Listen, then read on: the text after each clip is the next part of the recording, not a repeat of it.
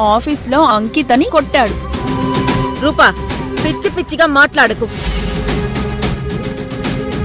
అర్జున్ బాబు అంకితని కొట్టడం ఏంటి? తను నిజాన్ని ప్రూవ్ చేయడానికి అక్కడికొచ్చాడు. ఓహో, అంటే జరిగిన దాంట్లో తమరి హస్తం కూడా ఉందన్నమాట. తమరి అర్జున్ గారిని ఉసిగొల్పి అక్కడికి పంపించారన్నమాట. మర్యాదగా మాట్లాడు.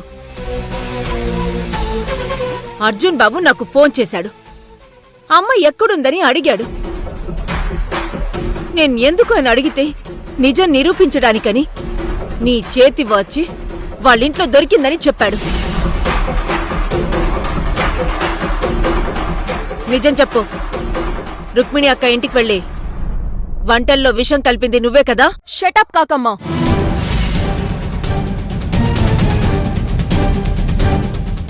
అక్క ఎలాంటి వాచ్ పెట్టుకుందో వాళ్ళకి తెలుసు కాబట్టే అదే మోడల్ వాచ్ కొనుక్కొచ్చి అక్క మీద నింద వేయబోయారు.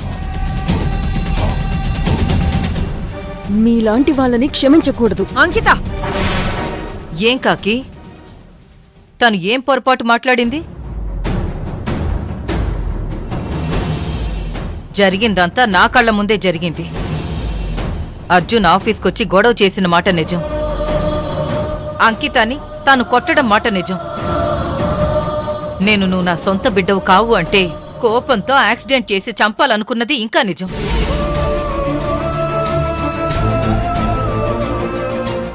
దీంట్లో ఏ విషయం నువ్వు కాదంటావు? అన్నీ అక్కడేం జరిగిందో నాకు తెలీదు. అర్జున్ బాబు తాగడం మానేసి చాలా కాలమైంది. నీకు తెలుసు కదా. మళ్ళీ ఎందుకు తాగాడో తెలీదు. కాని ఎంత తాగినా తల్లిని చెల్లిని చంపాలనుకునేంత దుర్మార్గుడు మాత్రం కాడు.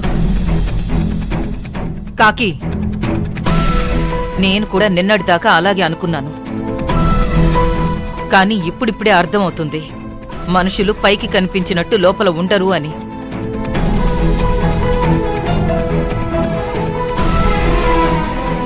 అన్నీ నువ్వెన్నో ధర్మశాస్త్రాలు చదివావు. పురాణాలు నీకు తెలిసినట్టు ఇంకెవ్వరికీ తెలీదు. కాని ఇప్పుడు నువ్వు గాంధారిలాగా కళ్ళ గంతలు కట్టుకొని అంకిత చేసేదంతా కరెక్టే అంటున్నావు. తన వాళ్ల మీదున్న ప్రేమతో నీ కూతురు చేస్తుంది తప్పు. తన మీదున్న ప్రేమతో నువ్వు చేస్తుంది ఇంకా పెద్ద తప్పు. న్యాయం ఎటుంటే అటువైపు ఉండడమే పెద్దరికం. నువ్వు దాన్ని కూడా మర్చిపోతున్నావు. చాలా ఆపు కాకి.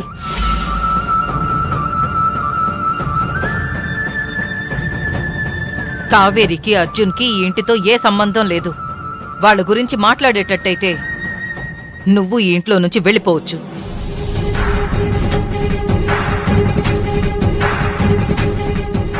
అన్నీ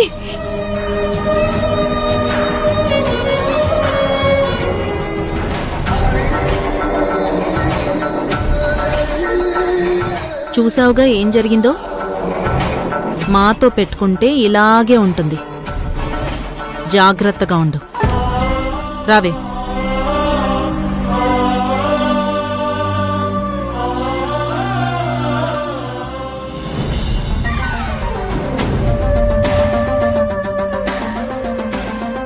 లోపలేయండి. వదలా వదలా.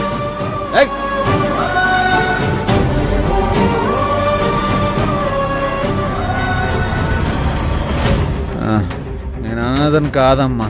నేనే తప్పు చేయలేదు. నా కావేరి కూడా ఏ తప్పు చేయలేదు. నువ్వు మమ్మల్ని అపార్థం చేసుకుంటున్నావు.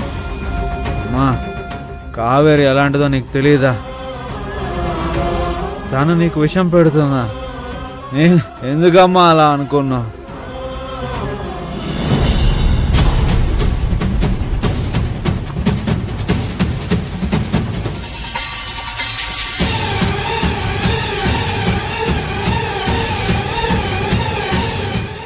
ఆగండి.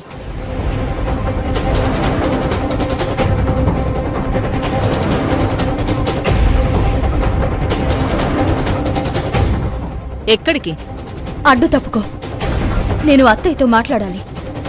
నీకు అత్తయ్యలెవరూ లేరిక్కడ. ఆ బంధాలన్నీ తెగిపోయాయి. చూడు సరోజా, నీకు నా సంగతి తెలీదు. ఇంతకు ముందు నీలాగే యమజ తిక్క వేషాలు వేస్తే 2 సార్లు సావు అంచుల్లాగా తీసుకెళ్లాను. నువ్వు ఆ పరిస్థితి తెచ్చుకోకు.